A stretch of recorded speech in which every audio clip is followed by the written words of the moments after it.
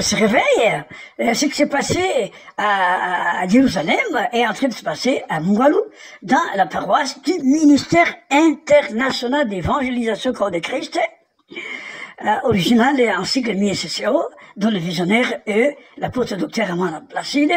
Bien sûr, encore en relation avec son comité directeur qui est basé à Nituri, à Bunia. Voilà ce qui se passe.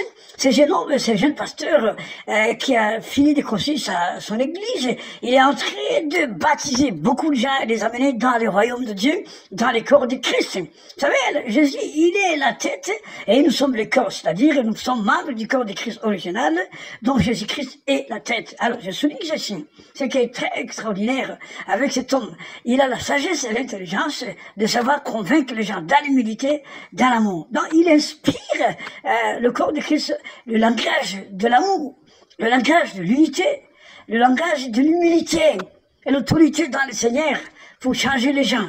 C'est un homme qui s'occupe rien que de l'œuvre de Dieu. Eh ben, vous ne le verrez pas dans autre chose.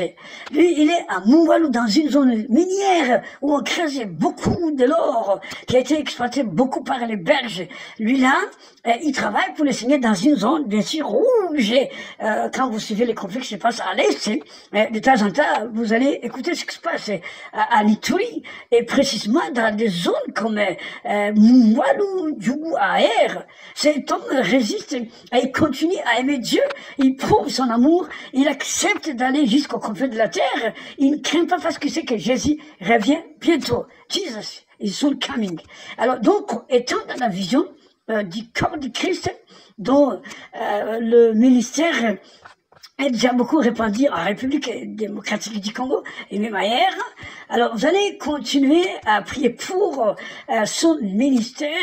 Et surtout, n'oubliez pas de prier pour le jeune pasteur Samuel Bariki, qui encourage même les autres jeunes gens dans le ministère à faire comme lui.